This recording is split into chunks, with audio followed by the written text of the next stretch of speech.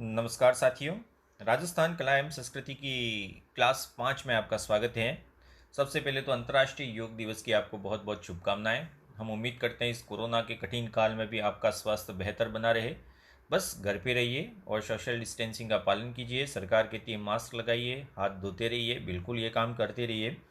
लोक देवताओं के बारे में हम पंचपीर पढ़ चुके थे। जितने भी लोक देवता हैं इसमें 4-5 और पढ़ चुके थे। अब जिन लोक देवताओं की और मतलब जो बच गए हैं उनकी बात करेंगे आज। आर्ट एंड कल्चर, लोक देवता आपके दिल में होने चाहिए।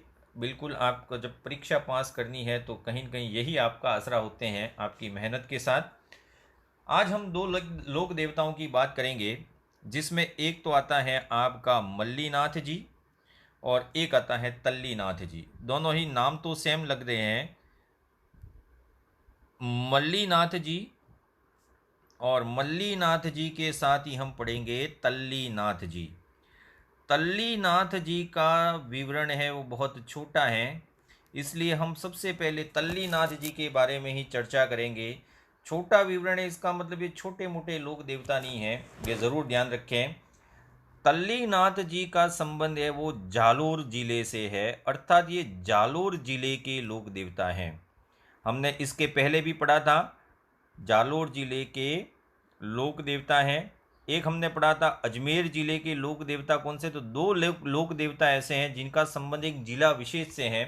वैसे तो पूजे सब जगह जाते हैं, इसका मतलब ये नहीं कि जालोर के लोग ही इनकी पूजा करते हैं, अजमेर के लोग ही उनकी पूजा करते हैं, लेकिन जालोर जिले में इनका विशेष महत्व है, इसलिए तल्लीनाथ जी है वह जालोर जिले के लोक देवता हैं। अब इनका मूल नाम था वह गांगदेव राठौड़ था। इनका मूल नाम था गांगदेव राठौड़। मूल नाम गंगादेव भी आता है और गांगदेव राठौड़ भी आता है, तो ये राठौड़ वंशीय थे, ये ज़रूर ध्यान रखना है। और इनका मूल नाम गांगदेव राठौड़ था, तो इनका जन्म हुआ था शेरगढ़ में। शेरगढ़ तहसील है, जोधपुर में आती है। और कहते हैं कि यहाँ से बहुत सारे लोग हैं वो आर्मी में हैं, इसलिए इनको फौजियों की तहसील कहलाती है। ये शेरगढ़ है वो फौजियों की तहसील कहलाती है। और फौजियों का ज़िले की बात करें तो झुंझुनू और सीकर आते हैं। तो शेरगढ़ के बारे में याद रखना है। गांगदेव राठौड़ का जन्म शेरगढ़ में हुआ था और एक रियासत ठिकाना था। और इनके पिता का नाम भी आपको याद रखना है। इनके पिता थे वीरमदेव राठौड़। ये वीरमदेव जी बहुत सारे आते हैं, लेकिन ये वीरमदेव जी अलग थे। वीरमदेव राठौड़ इनके पिता थे, यह आपको ज़रूर याद रखना है। और इनके गुरु की बात करें, तल्लीनाथ जी के गुरु, तो तल्लीनाथ जी के गुरु का नाम आता है जालंगधर नाथ।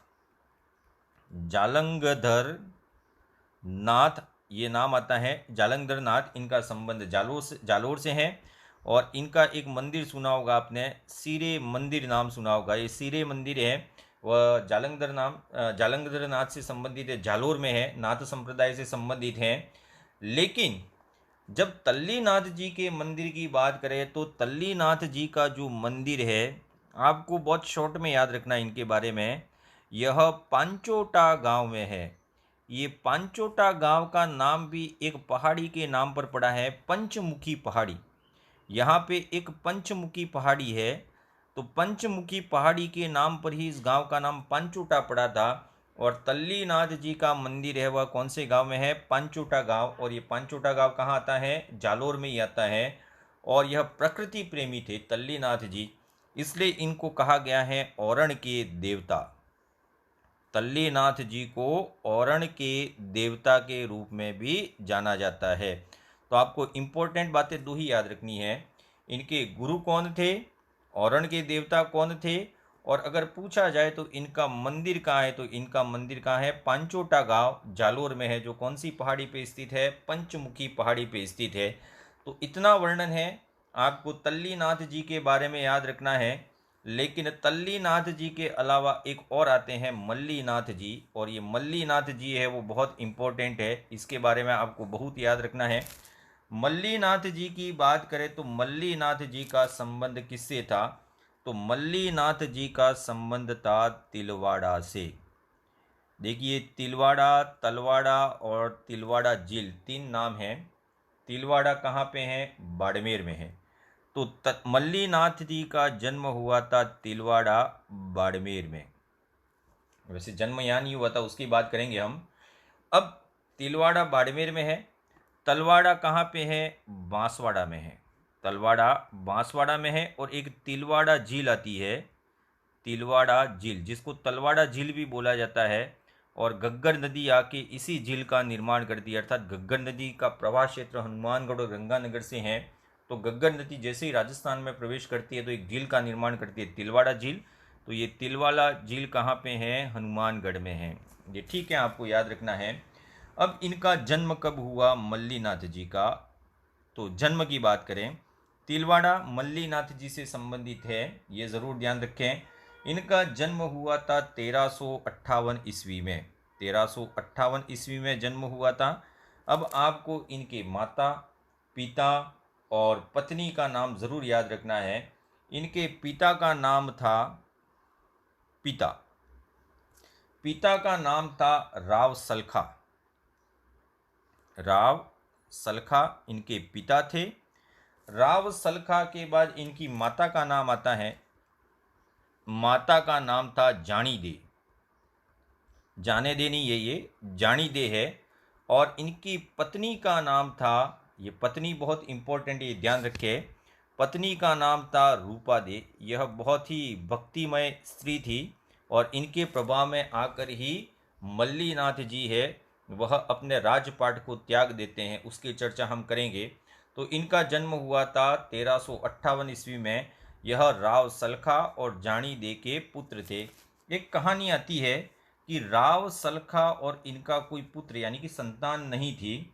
तो एक बार राव सलखा है वो शिकार के लिए जंगल में गए और इतने आगे चले गए कि उनकी सेना है वो तो पीछे छूट गई और ये जंगल में भटक गए। जंगल में भटक गए तो इनको एक योगी मिले वहाँ पे। इन योगी से उन्होंने कहा कि मुझे बहुत प्यास लगी है, महाराज थोड़ा सा पानी पिला दीजिए। तो योगी ने कहा कि पानी तो आप पी सॉरी, पानी तो आप पी सकते हैं, लेकिन आप जितनी बार पानी पिएंगे उतने ही आपके पुत्र होंगे। और उन्होंने एक शर्त रखी कि जो पहला पुत्र हैं आप, जो पहला पुत्र होगा उसका नाम आपको राव मल्लीनाथ रखना पड़ेगा। ये जरूर समझें, ठीक है ना, कि जब राव सलखा हैं वह शिकार पे गए और रास्ता भटक गए तो जंगल के बीच में एक योगी मिले। जब उन्होंने उनसे पानी मांगा तो योगी ने कहा कि आप पानी तो दे दूंगा, लेकिन एक ध्यान रखिए, आप जितनी बार पानी पिएंगे उतने ही आपके पुत्र होंगे।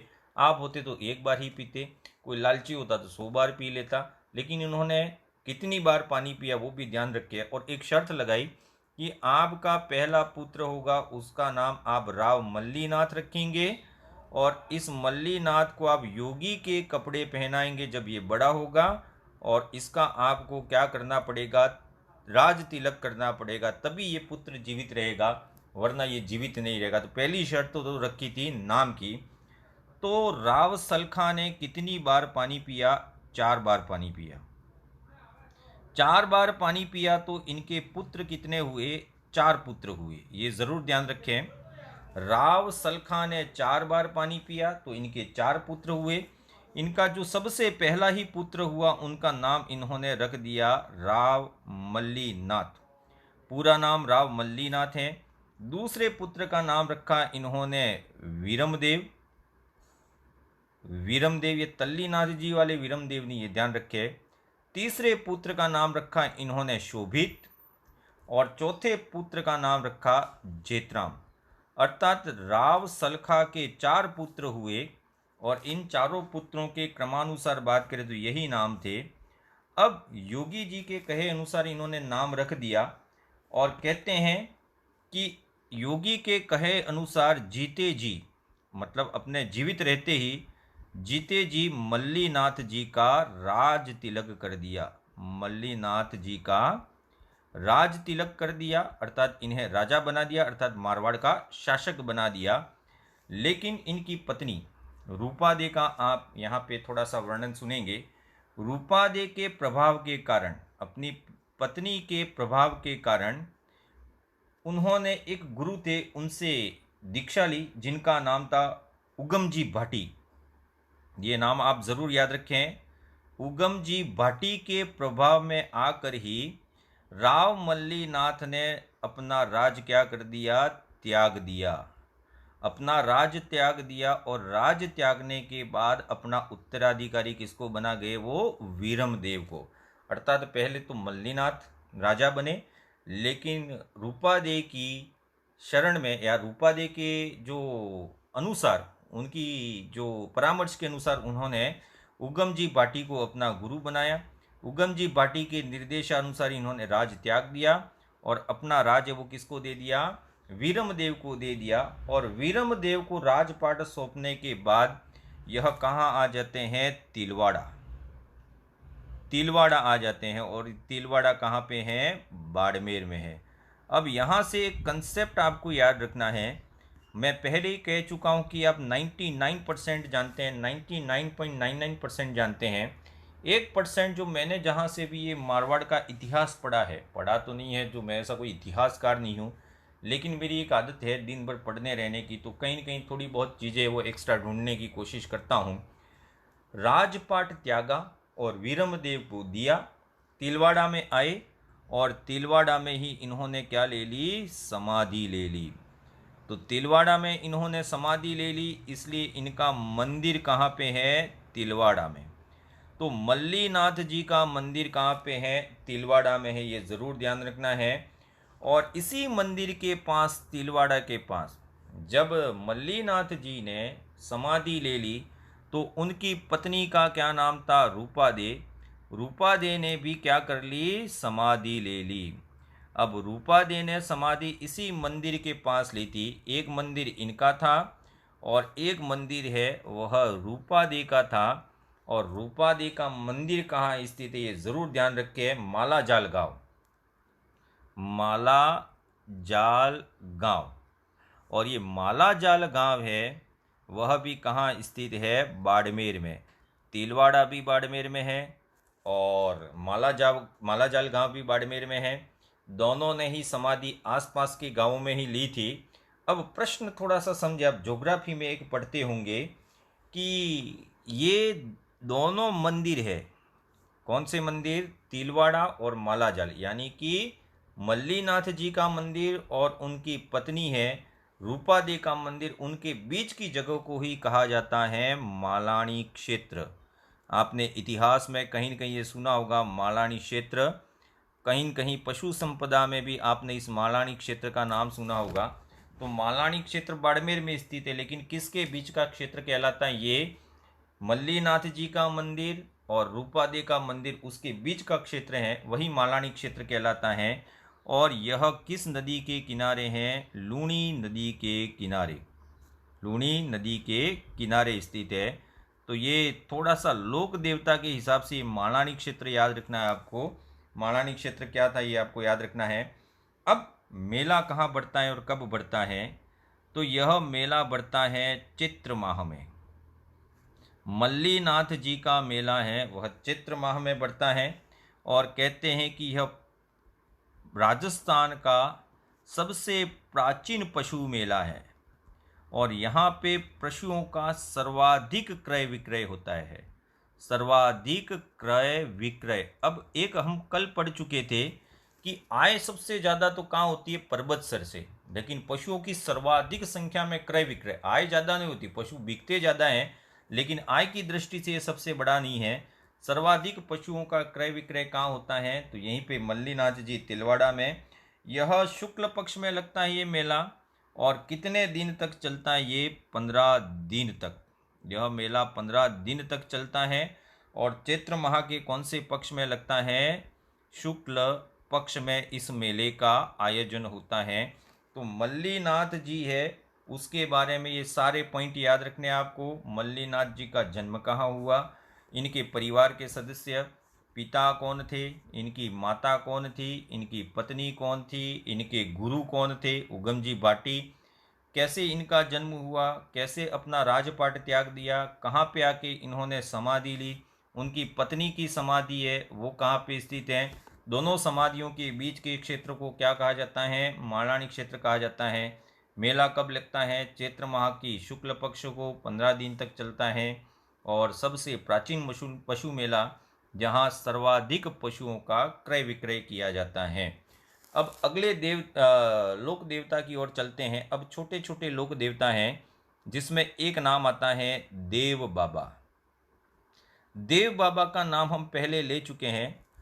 जहाँ पे हम देव नारायण जी पढ़े थे, तो देव नारायण जी का एक मंदिर है, वह है नांगला जहाज या नंगला जहाज कहते हैं।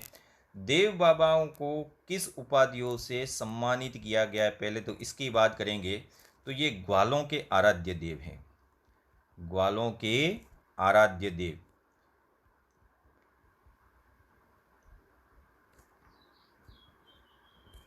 ग्वाले यानी कि जो उस समय गाय चराते थे, और ये गाय चराने का काम करते थे मीणा लोग, इसलिए यह मीणाओं के आराध्य देव हैं। मीणाओं के आराध्य देव के नाम से जाने जाते हैं।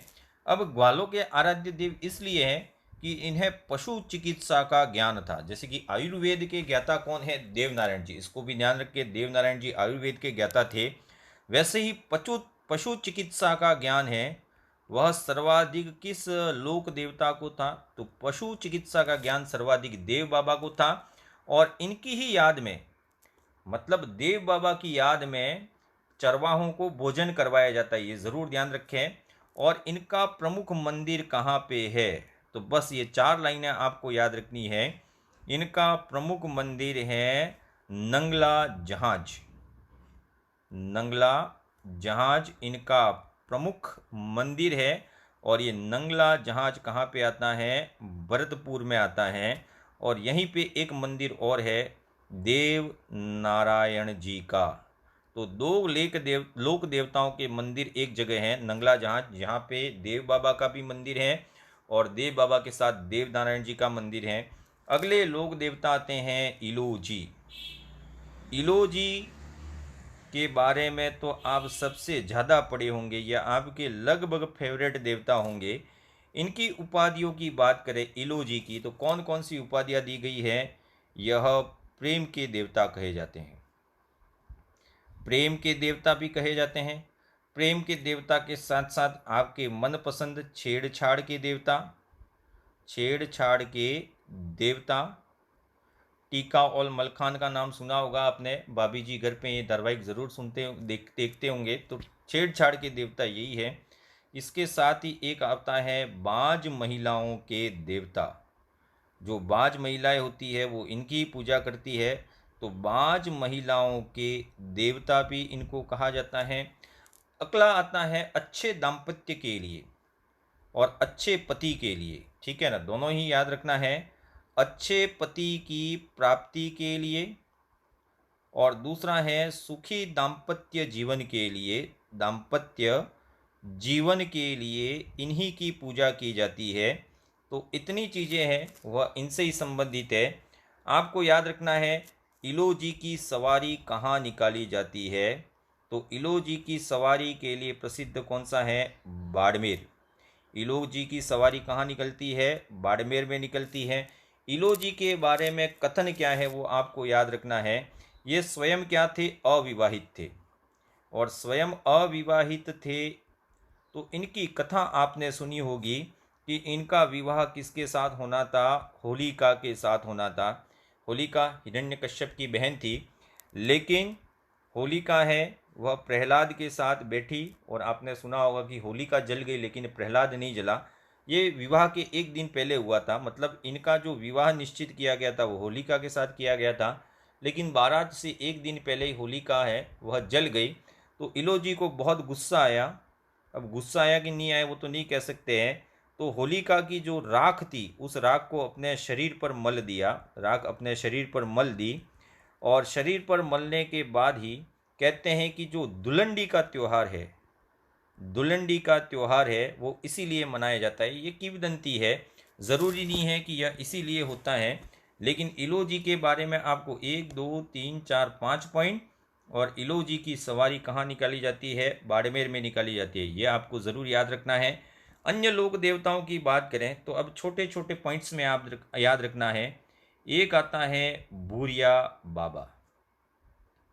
भूरिया बाबा, और इसी भूरिया बाबा को कहा जाता है गौतमेश्वर। गौतमेश्वर। और गौतमेश्वर के नाम से तो आप जितने भी वागड़वासी है वो सब परिचित होंगे। बुरिया बाबा के संदर्भ में आपको एक ही लाइन याद रखनी है कि मीणा जाति के लोग इसकी कभी झूठी कसम नहीं खाते। मीणा जाति के लोग कभी भी बुरिया बाबा की झूठी कसम नहीं खाते। ये सबसे इम्पोर्टेंट है, आपको याद रखना है। अर्थात बुरिया बाबा है वो मीणा जाति के आराध्य देव हैं, वह कभी इनकी झूठी कसम नहीं खाते। अगले लोक देवता की बात करें तो वो आता है बिग्गा जी। बिग्गा जी के बारे में भी आपको एक ही लाइन याद रखनी है। बिग्गा जी के बारे में जो आपको एक लाइन याद रखनी है वो है बीकानेर के जाखड़ समाज। बीकानेर है, उस बीकानेर का जो जाखड़ समाज है, जाखड़ ट्रैवल्स का नाम तो आपने सुना ही होगा। अब जाखड़ समाज है, उस जाखड़ समाज के कुल देवता है। तो बिग्गा जी का संबंध किससे है? जाखड़ समाज से। बिग्गा जी के बाद आते हैं डूंगर जी, जवाहर जी। डूंगर जी और डूंगर जी के साथ आता है जवाहर जी। यह शेखावटी क्षेत्र के प्रमुख डाकू थे, यूं कह सकते हैं, शेखावटी क्षेत्र। लेकिन यहाँ शेखावटी क्षेत्र आए लेकिन जिला पूछ ले तो इनका संबंध किस जिले से था? सीकर से। कहते हैं कि वो अमीर लोगों को लूटते थे और गरीबों में ये धन बांट देते थे, इसलिए गरीब लोग इनकी पूजा करते थे। अब आप ही निर्धारित कर सकते हैं कोहलबर्ग के नैतिक सिद्धांत के अनुसार कि अमीर होना पाप है कि डूंगर जी जवाहर जी का जो काम है वो सही था। लेकिन यह लोक देवता के रूप में प्रसिद्ध हुए। और इनका एक प्रश्न और आता है, 1857 की क्रांति है उसमें सक्रिय रूप से इन्होंने भाग लिया। तो 1857 की क्रांति में भाग लेने वाले लोक देवताओं का नाम पूछा जाए तो डूंगर जी, जवाहर जी आता है। एक लोक देवता आते हैं बोमिया जी। बोमिया जी का नाम आता है तो आप नाम से ही समझ जाएंगे भूमि से संबंधित है, अर्थात इनको कहा जाता है भूमि रक्षक देवता। इनको भूमि रक्षक देवता के नाम से भी जाना जाता है। और अगला नाम आता है मामा देव जी। मामा देव जी का नाम है वह आपको दो संदर्भ में याद रखना है। यह राजस्थान के ऐसे एकमात्र लोक देवता हैं मामा देव जी। इन्हें एक तो दर्जा दिया गया है वर्षा के देवता, यानी कि बरसात के देवता हैं। और एकमात्र ऐसे लोक देवता है, न तो इनका मंदिर होता है, न ही इनका मंदिर होता है और न ही इनकी मूर्ति होती है। बिना मंदिर और बिना मूर्ति वाले लोक देवता मामा देव जी है। तो फिर इसकी पूजा कैसे की जाती होगी, तो इसकी पूजा के बारे में समझें। लोग हैं वह गांव के बाहर एक तोरण लगा देते हैं, तोरण, ठीक है ना, वह मामा देव जी का ही तोरण कहलाता है। और गांव के बाहर तोरण के रूप में इनकी पूजा की जाती है। तो पूजा की जाती है तो ये कौन सा हो गया? आपका मामा देव जी। तो आप जितना भी पढ़े, इनको पढ़ने के बाद आपको कुछ इम्पोर्टेंट चीज़ें फिर हम डिस्कस करवा देते हैं कि फड़ पढ़े थे तो सबसे लंबा गीत है वह किस लोक देवता का है? लंबा गीत का ये फड़ नहीं है। सबसे लंबा गीत है वो कौन से लोक देवता का है? रामदेव जी का। सबसे लंबा गीत रामदेव जी का है। सबसे लंबी फड़ किस लोक देवता की है? सबसे लंबी फड़, सबसे लंबी फड़, सबसे प्राचीन फड़ और सर्वाधिक प्रसंगों वाली फड़ की बात करें तो वो कौन सी है? देव नारायण जी की फड़। ठीक है, देव नारायण जी की फड़ ये सबसे लंबी भी है, सबसे प्राचीन भी है और सर्वाधिक प्रसंगों वाली फड़ है। सबसे प्रसिद्ध फड़ किसकी है? अब ये प्रश्न कोई प्रश्न नहीं हुआ, प्रसिद्ध तो सभी है भाई, लेकिन सबसे प्रसिद्ध फड़ फिर भी पूछ लिया जाए, मेरे हिसाब से ये पूछा नहीं जाएगा, लेकिन सबसे प्रसिद्ध फड़ है वह किसकी मानी जाती है? पाबू जी की मानी जाती है। एक आता है साकल नृत्य। साकल नृत्य और साकल नृत्य के साथ दूसरा आता है आपका डेरू वाद्य। डेरू वाद्य इनका संबंध किस लोक देवता से है? साकल नृत्य और डेरू वाद्य का संबंध किससे है? गोगा जी से। आयुर्वेद के ज्ञाता, ये आयुर्वेद के ज्ञाता है, वह किस लोक देवता को कहा जाता है? तो आयुर्वेद के ज्ञाता है वह देव नारायण जी को कहा जाता है।